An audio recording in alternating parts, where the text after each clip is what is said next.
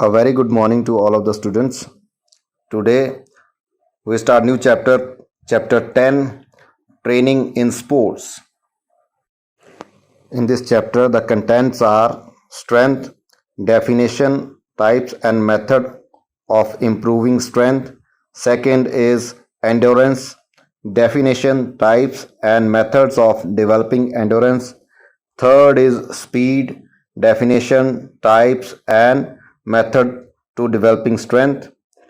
Fourth is flexibility, definition, types and method to improve flexibility.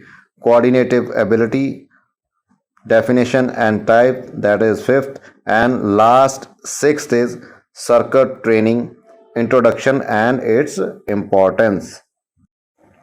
Now today we discuss on the two topics. First is strength and second is endurance. Let's start. तो इसमें सबसे पहला topic है that is strength. तो strength, definition, types and method of improving strength. So first of all, what is strength?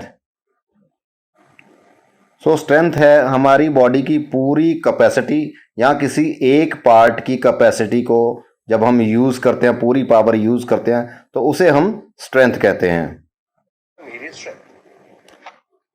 So strength is the capacity of the whole body or the any of its part to exert force. यानी कि पूरे body या किसी एक parts का जब हम full force लगाते हैं तो उसे हम उसकी स्ट्रेंथ कहते हैं. सो नेक्स्ट टाइम देखेंगे टाइप्स ऑफ स्ट्रेंथ. तो मोस्टली जो स्ट्रेंथ है that is two types of strength. First is dynamic strength and second is static strength.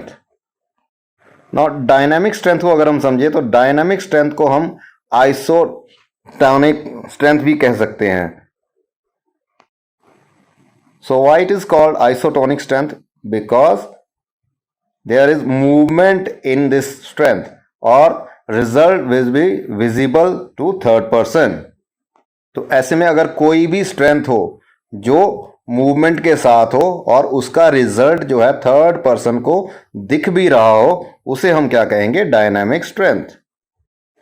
Now in a pull or push we require dynamic strength. Now movement are clearly visible. जो जितनी भी movement होती है pull and push में, सारी जो है clearly उसको देखा जा सकता है. नाउ जो आपकी डायनामिक स्ट्रेंथ है, there are three types of dynamic strength. First is maximum strength, second is explosive strength and third is strength endurance. So सबसे पहले देखते हैं हम maximum strength. Now what is a maximum strength? A ability of the muscle work against maximum resistance. जब हमारी body जो है maximum resistance में अपना वर्कआउट करती है, अपना फुल फोर्स लगाती है, उसे हम क्या कहेंगे? Maximum strength. मोस्टली हमारी बॉडी की जो मैक्सिमम कैपेसिटी है उसे ही हम अपनी मैक्सिमम स्ट्रेंथ कह सकते हैं. मोस्टली जो है मैक्सिमम स्ट्रेंथ जो है वो कहाँ देखी जाती है? That is shown on weight lifting competition. Now second is explosive strength. What is explosive strength? It is the ability of the muscle to overcome resistance with high speed. देखिए, अगर ability of muscle to overcome resistance तक देखा जाए तो ये तो हमारा maximum strength हो गया. बट इसके आगे विद अ हाई स्पीड, जब हाई स्पीड के साथ होगा तब क्या होगा? हमारा explosive strength. Now this is the combination of strength and speed. ये दोनों का जो है वो एक कॉम्बिनेशन होता है. For example hammer throw, high jump and triple jump. इन तीनों गेम में आपको क्या है? एक्सप्लोसिव स्पीड के साथ ही अपनी स्ट्रेंथ को यूज करना होता है. That's why it is called explosive strength. Now next is strength endurance. So what is the strength endurance? जैसे एंडोरेंस से आपको पता चल जाएगा कि endurance, what is the mean of endurance? That is sustain against the resistance. Now strength endurance is ability of the muscle to overcome resistance or act against resistance under the condition of fatigue, कि थकान के अंदर भी हम अपनी strength को maximum कितने time तक लगा सकते हैं, that is your strength endurance. तो ये स्टैटिक और डायनामिक दोनों ही तरह की हो सकती है, पर ये डिपेंड करता है कि हमारा मूवमेंट किस तरह का है। अगर हमारा मूवमेंट स्टैटिक है तो ये स्टैटिक में रहेगी, अगर हमारा मूवमेंट डायनामिक है तो ये डायनामिक रहेगी। For example road cycling and combat sports और मैराथन रेसेस, ये हमें वहां देखने को मिलता है जहां पे हमारी बॉडी क्या है, थक जाती है, लेकिन हमें फिर भी वो मूवमेंट को जारी रखना होता है, मूवमेंट को लगातार चलाना होता है। Now the next type is static strength. Now static strength is also called a isometric strength. Now in this strength ability of muscle to act against resistance but no movement are seen. तो static strength में क्या है कि आपका muscle workout भी कर रहा होगा, लेकिन किसी भी तरह की मूवमेंट जो है वो थर्ड पर्सन को शो नहीं होगी। फॉर एग्जाम्पल इस स्लाइड में देखिए कि बच्चे को होल्ड करके रखा हुआ है, तो होल्ड करने से जो है हमारी स्ट्रेंथ तो लग रही है, बट उसका जो मसल का ना तो साइज चेंज हो रहा है और ना ही उसका जो है लेंथ चेंज हो रहा है। तो इसको मेजर हम कर सकते हैं डायनामोमीटर के साथ। ज़्यादातर देखा जाए, फॉर एग्जांपल ये ज़्यादातर स्पोर्ट्स में स्टैटिक स्ट्रेंथ को देखने को नहीं मिलती, बट थोड़ा बहुत जो है वेट लिफ्टिंग या रेसलिंग में थोड़ा बहुत इसको देखने को मिल सकता है। तो इसके और भी एग्जांपल रहेंगे, जैसे पुशिंग द वॉल। एक वॉल को अगर आप धक्का लगाओगे लेकिन आपकी स्ट्रेंथ उसमें लगेगी, बट जो रिजल्ट है वो थर्ड पर्सन को दिखाई नहीं देगा। Now next is method for improving strength. तो स्ट्रेंथ को इम्प्रूव करने के लिए हम कौन कौन से मेथड्स को यूज कर सकते हैं। Now first is isometric exercise. तो isometric exercise there are two word joined by, first is iso means same and second is metric means length। तो इस स्ट्रेंथ में क्या है, no direct movements are visible. किसी भी तरह की डायरेक्ट मूवमेंट जो है उसको हम देख नहीं पाएंगे। हमारी बॉडी जो है स्ट्रेंथ जो है वो यूज करेगी, स्ट्रेंथ लगाएगी, लेकिन उसका जो रिजल्ट है वो थर्ड पर्सन को दिखाई नहीं देगा। तो इसमें कभी भी आपकी स्ट्रेंथ यूज होगी तो मसल जो है वो ना तो अपनी लेंथ चेंज करेगा और ना ही अपना साइज किसी भी तरह चेंज करेगा। For example pushing the wall, जब हम वॉल को पुश करते हैं तो स्ट्रेंथ तो यूज हो रही होती है, बट मसल कोई भी अपनी पोजीशन चेंज नहीं करता, अपनी लेंथ चेंज नहीं करता। Now for this kind of exercise there are no equipment can be used. Now these exercises are useful for maintaining strength in case of injury। अगर कोई प्लेयर जो है वो इंजरी से आ रहा है, वापस आ रहा है, रिहैब हो रहा है, तो उसके लिए इस तरह की स्ट्रेंथ की बहुत ज़्यादा ज़रूरत होती है और इस तरह की स्ट्रेंथ वहाँ पे वो यूज़ करता है। अगर साइंटिफिक लैंग्वेज में देखा जाए तो उसको हम इस तरीके से देख सकते हैं, that is work done is equal to force into displacement. इसमें हम देख सकते हैं हम कितना फोर्स लगा रहे हैं और उसके बाद उसको कितना डिस्प्लेस कर सकते हैं। इसी तरह अगर साइंस के हिसाब से देखा जाए तो इसके मुकाबले जो है आपका वर्क डन जो है वो जीरो है, बट हमारा मसल तो वर्किंग में है, तो मसल में फटीग तो आ रही है, थकावट तो मसल को हो रही है। तो इसी तरह आइसोमेट्रिक के अंदर हम कोई भी मूवमेंट नहीं देखते, तो इसलिए हमारा वर्क डन जो है वो जीरो रहता है, बट तो फोर्स यहाँ पे है और डिस्प्लेसमेंट जो है वो नहीं है। डिस्प्लेसमेंट का मतलब एक जगह से दूसरे जगह तक पहुंचना, बट फोर्स अगर वहां पे है तो मसल जो है वो वर्किंग में रहेगा। Okay, next is isotonic exercise. तो इसमें भी ये दो वर्ड जोड़ के बना हुआ है, iso plus tonic. Iso means same and tonic means tone. Now in these types of exercise the movement can be seen directly। हम इसको ईजीली देख सकते हैं। इनके अंदर जितनी भी मूवमेंट रहेंगी उनको हम ईजीली देख सकते हैं।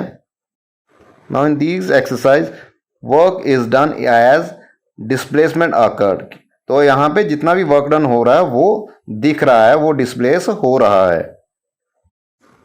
Now in these type of exercises length of muscles are increase. तो इस तरह के एक्सरसाइज में जो मसल की लेंथ है वो इंक्रीज रहती है बिकॉज ऑफ मूवमेंट। तो इसके बाद क्या है, वो एक अपनी नॉर्मल पोजीशन पे आ जाता है। तो this is the best strength development exercises. Now in these type of exercise can be performed with or without equipment. For example, running, weightlifting and dumbbell exercise, because the dumbbell exercise are with the movement. उसमें क्या है, आपका muscle जो है contract होता है, तो उसमें आपकी मूवमेंट जो है थर्ड पर्सन को दिखाई देती है। Now third type is isokinetic exercise.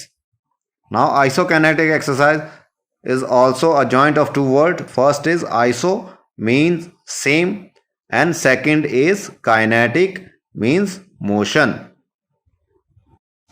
Now these are exercise are performed on specially design machine. जैसे कि हम जिम में देखते हैं ट्रेडमिल्स होती हैं, साइकिलिंग होती है, तो ये स्पेशलाइज्ड मशीन्स होती हैं जो डिफरेंट मसल के लिए तैयार की जाती हैं, जहाँ पे एक स्पेसिफिक मसल जो है वही वर्कआउट करता है और उसी की हम स्ट्रेंथ को बढ़ा सकते हैं। Now in these type of exercise involve the specific type of muscle contraction which help to gaining strength. तो इस तरह की जो एक्सरसाइज रहती हैं वहाँ पे हमें क्या है, मसल कंट्रैक्शन जो है वो भी देखने को मिलता है और साथ ही साथ क्या है, स्ट्रेंथ भी जो है वो गेन होती है। Now it also help in improving explosive strength and strength endurance. तो ये हमें क्या है, एक्सप्लोजिव स्ट्रेंथ और स्ट्रेंथ एंडोरेंस को इम्प्रूव करने में भी काफ़ी ज़्यादा मदद करता है। Now we move on next topic and the topic is endurance. Definition of endurance, types and method to developing endurance. So first of all, what is endurance and what is the definitions of endurance? Now endurance is the result of a physiologic capacity of the individual to sustain movement over a period of time. तो मान लीजिए मैं आपको कहता हूं running करनी है, तो कितनी देर तक, मैक्सिमम कितनी देर तक रनिंग करनी है, और वो जो आपकी कैपेसिटी होगी दैट इज योर एंड्योरेंस। एक एक्टिविटी को कितनी देर तक आप कर पा रहे हो, वही कैपेसिटी जो है वो आपकी वो एंड्योरेंस रहेगी। अगर हम उसकी डेफिनेशन देखें, that is endurance is the ability to sustain an activity. किसी भी एक एक्टिविटी को मैक्सिमम टाइम तक आप सस्टेन रख सकते हो, वही जो है आपकी एंड्योरेंस रहेगी। Now next is types of endurance. There are several types of endurance but it is about as per nature of activity. First is basic endurance, second is general endurance and third is specific endurance. Now next base is as per duration of activity, कि हम एक activity को कितनी duration तक कर सकते हैं। तो उसमें कौन कौन से रहेंगे, speed endurance, short term endurance, middle term endurance and long term endurance. तो बारी बारी में हम दोनों टाइप्स को देखेंगे और जो हमने क्लासिफिकेशन की है उसको जस्टिफाई करेंगे। तो सबसे पहले देखते हैं हम as per nature of activity. तो सबसे पहले हमारे पास basic endurance. Now it is the ability to perform movement in which large number of body muscles are involved and the activity is performed at the slow pace for a long duration. For example jogging and walking. तो इसी classification के अंदर हमारा जो अगला है that is general endurance.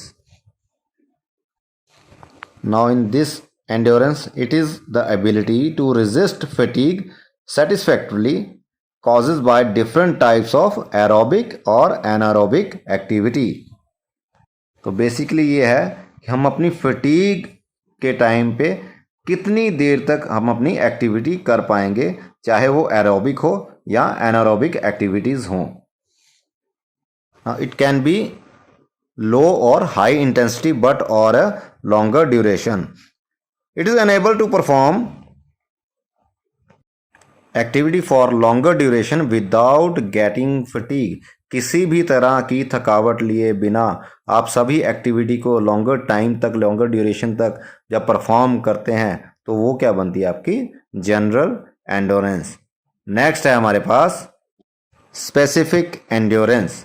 So what is specific endurance? It is the ability to resist fatigue caused by a specific or particular sports activity. ये हमारी एबिलिटी है कि एक पर्टिकुलर स्पोर्ट्स हम फटीग के टाइम पे भी कितनी देर तक कर सकते हैं, वही क्या है, हमारी स्पेसिफिक एंड्योरेंस रहेगी. Now different sports have different nature of fatigue. The specific endurance should be accordingly. अब देखिए, कई स्पोर्ट्स ऐसे होते हैं जिसमें बहुत ही ज़्यादा थकावट होती है, जैसे कि लड़ाई झगड़े वाले स्पोर्ट्स हो गए, कराटे हो गए, जूडो हो गया, बॉक्सिंग हो गया, रेसलिंग हो गया. तो इसमें क्या है, आपकी मैक्सिमम जो है एनर्जी भी वेस्ट होती है और इसमें क्या है, आपकी एंडोरेंस भी इतनी नहीं रहती. बट कुछ गेम ऐसी होती हैं, जैसे क्रिकेट लीजिए, तो क्रिकेट एक ऐसी गेम है जिसमें कुछ जो है प्लेयर एक्टिव रहते हैं, लेकिन कुछ जो है वो रिलैक्स में रहते हैं. जो बॉलिंग बैटिंग कर रहा होता है वो एक्टिव रहता है और जो फील्डिंग कर रहे थे वो थोड़े से रिलैक्स होते हैं. तो ये सेट होता है as a nature of activity. Okay, next आता है हमारा सेकंड जो है अपना type of endurance, that is as per duration of activity. तो सबसे पहले हमारे पास क्या है, speed endurance. Now speed endurance is the ability to resist fatigue in activity latest up to 45 second. तो जो स्पीड है वो जो है एटलीस्ट अप टू 45 सेकेंड ही ज़्यादातर वो होनी चाहिए. It is mainly dependent on the power and capacity of energy production. तो इसमें क्या है, कोई भी एक्टिविटी जो है वो 45 सेकेंड से ज़्यादा नहीं होनी चाहिए, क्योंकि ज़्यादा होगी तो आपकी फटीग के साथ साथ इंजरी भी होगी साथ में. तो इसमें हम क्या करते हैं, 400 मीटर एज ए एग्जाम्पल हम इसमें रख सकते हैं, 200 मीटर को भी हम इस एग्जाम्पल में रख सकते हैं. नेक्स्ट आता है हमारे पास, that is short term endurance. तो शॉर्ट टर्म एंडोरेंस क्या है? Short term endurance is needed to resist fatigue in sports activity lasting about 45 second to 2 minute. Now in this endurance depend to a large extent on a strength endurance and speed endurance. For example, 800 meter race and 1200 meter race. Next is middle term endurance. Now middle term endurance is needed to resist fatigue in sports activities about 2 to 11 minutes. तो ये हमारी वो activities आती हैं जो 2 minute से लेके 11 minute तक की ड्यूरेशन में होती हैं. तो यहां पे हमारा जो है दो तरह का काम होता है. First is strength endurance and second is speed endurance. But कुछ लिमिटेड डिग्री में, लिमिटेड जो है एडिशन में ये काम रहता है. ना ज्यादा एक्सेसिव में रहता है और ना ही ज्यादा जो है वो लेस रहता है. इसमें अगर हम एग्जाम्पल देखते हैं तो 1500 मीटर रेस को हम एज ए एग्जाम्पल रख सकते हैं. लास्ट में जब हमारा आता है, that is long term endurance. Now in long term endurance there is needed in such sports activity latest as about more than 11 minutes. तो इसमें जो है 11 मिनट से ज़्यादा जितनी भी एक्टिविटीज़ होंगी उसको हम रख सकते हैं, जैसे कि क्रॉस कंट्री हो गया, मैराथन रेसेस हो गया. तो ये क्या है, लॉन्ग डिस्टेंस की रेसेस रहते हैं और इसमें क्या है, लॉन्ग टर्म एंडोरेंस जो है हमारा वो यूज होता है. तो इस तरह के रेसेस में हमें कितना लंबा भागना पड़ता है, तो हमारी फटीग लेवल जो है वो हमारा जवाब दे जाता है. बट फिर भी हमें वो एक्टिविटी को करना ही पड़ता है, और इसी को हम कहते हैं long term endurance. Okay, that next is method to develop endurance, कि हम किन तरीकों से अपनी एंडोरेंस को डेवलप कर सकते हैं। So there are 3 types of method. First is continuous training method, second is interval training method, and third is fartlek training method. First we talk continuous training method. Now in this method an exercise is performed for a long duration without any break.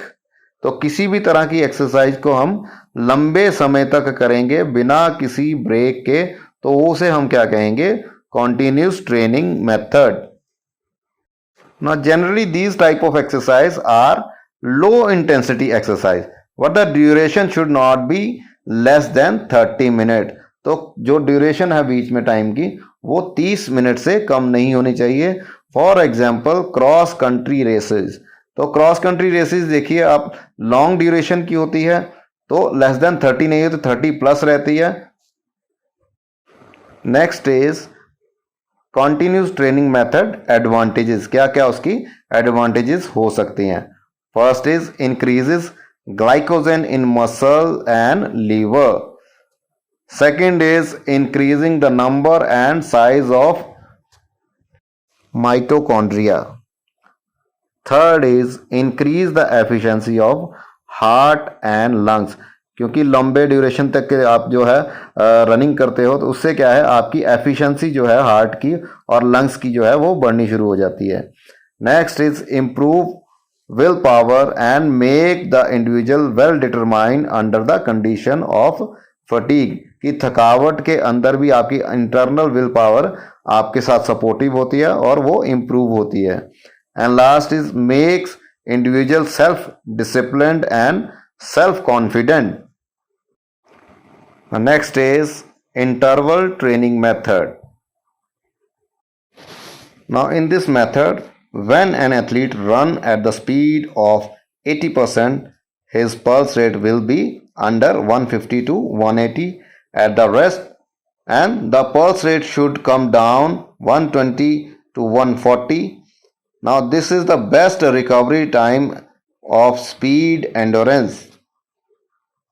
Now basically this method working on effort and recovery principle. तो ये जो है principal जो है वो effort और recovery principal के ऊपर ही वर्कआउट करता है। Now duration this training recovery period is given after speedy workout, यानी कि अगर इसमें हम स्पीडी वर्कआउट दे रहे हैं तो उसके बाद उसको रिकवर करने के लिए भी एक टाइम दे रहे हैं, दैट इज योर इंटरवल।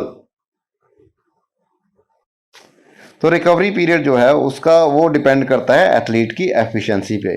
अगर एथलीट जो है वो जल्दी रिकवर कर रहा है तो उसको रिकवरी के लिए कम टाइम देंगे, अगर वो रिकवर लेट कर रहा है तो उसको रिकवरी के लिए हम थोड़ा सा ज़्यादा टाइम देंगे। मान लीजिए अगर हम इसमें उसका थोड़ा सा लोड बढ़ाना चाहते हैं तो या तो हम क्या करेंगे, उनके वर्कआउट की जो इंटेंसिटी को वो बढ़ा देंगे, या उनका जो ड्यूरेशन ऑफ रिकवरी है हम उसको कम कर देंगे, जिससे किसी क्या है उसका वो लोड इंक्रीज हो जाएगा वर्कआउट का। तो इन दोनों ही कंडीशन में इंटेंसिटी या वर्कलोड को हम इंक्रीज कर सकते हैं। नेक्स्ट जो है हमारे पास आ जाता है, that is advantages of interval training method. तो first advantages are improve working capacity in short time. Second is beneficial for both respiratory system and cardio respiratory system, circulatory system, sorry. Now measurable progression of an athlete, fair judgment easily, coaches and trainer can advise or guide athlete during recovery phases, patience can be increased in athlete. Now these are some advantages of interval training method. Now the next training methods are fartlek training method. तो फार्टलेक means speed play, इसका जो दूसरा नाम इसे कह सकते हैं हम स्पीड प्ले कह सकते हैं इसको। तो ये जो है डेवलप हुआ है स्वीडन से। Now a kind of mixture of continuous training and interval training method are fartlek training method now help to train both aerobic and anaerobic system। now ये जो मिक्सचर है दोनों ही मेथड का मिक्सचर है, continuous training method का और interval training method का। और इससे क्या है हमारी एरोबिक और एनारोबिक दोनों तरह की ट्रेनिंग जो है वो हेल्प होती है। इसमें क्या है, इस फॉर्म में हम रनिंग को क्या कहा है, स्पीड और पेस जो है वो कंफर्म नहीं होती, प्लान नहीं होती, ये हम एथलीट के जो है एफर्ट्स के ऊपर वो छोड़ देते हैं, वो किस तरह से उसको लेता है, ज्यादा स्पीड रखता है या ज्यादा स्लो रखता है। Next is self discipline is the important part of this method of training, क्योंकि हमने उसको अपने सेल्फ के ऊपर छोड़ा कि अपनी स्पीड अपने आप से बढ़ा सकता है, वो कम कर सकता है, इसीलिए उसके अंदर जो है सेल्फ डिसिप्लिन भी होना बहुत जरूरी है। Now when you use fartlek training method you have to proper warm up and cool down is required to reduce the chance of injury and to improve performance। कि किसी भी तरह की परफॉर्मेंस को इम्प्रूव करने के लिए प्रॉपर जो है वार्म अप होना और कूल डाउन होना बहुत ज़रूरी है, ताकि किसी भी तरह की इंजरी ना हो सके और आप अपनी बेस्ट परफॉर्मेंस दे सको। Now next is advantages of fartlek training method. Now first advantage is keep heart rate up to get a good cardiovascular endurance, because इस तरह की जो ट्रेनिंग है उसमें रेस्ट जो है वो इजीली नहीं मिलती, इस वजह से क्या है कार्डियोवास्कुलर एंडोरेंस जो है वो एक अच्छी कंडीशन में आ जाती है। Next is good for both aerobic and anaerobic fitness, तो दोनों तरह की फिटनेस में ये जो है वो अच्छी कंडीशन में रहता है। Next is makes body versatile because these type of running or races are in the nature, तो ये नेचर के अंदर जो है इस तरह की रेसेस होती हैं, तो इसमें क्या है ये वर्सटाइल रहता है। Now it is a flexible in nature. Next is can be perform in group. Next no equipment required, किसी भी तरह का सामान जो है इसमें ज़रूरत नहीं पड़ती, किसी भी तरह का इक्विपमेंट जो है वो यूज़ में नहीं आता। And can easily be adopted as per athletes need, तो किसी भी तरह का रूल रेगुलेशन ना होने की वजह से क्या है एथलीट क्या है इसको ईजिली अडॉप्ट कर सकता है। And at last disadvantages of fartlek training method. Now first is difficult to जज एथलीट्स एफर्ट, तो इस तरह की रेसेस में ये जज करना थोड़ा सा मुश्किल हो जाता है कि एथलीट जो है वो एफर्ट सही लगा रहा है या गलत लगा रहा है, क्योंकि इसमें काफ़ी जो है वो नेचर के अंडर रहता है, तो इसमें जो है सही जजिंग वो नहीं कर पाते। Next is sometime athlete may likely to give up effort, क्योंकि ये प्रोसेस थोड़ा सा लंबा होता है, तो थोड़ा सा बोरिंग होने की वजह से क्या है एथलीट कई बार क्या है हार मानने लग पड़ता है, तो ये भी एक तरह का डिसएडवांटेज हो जाता है।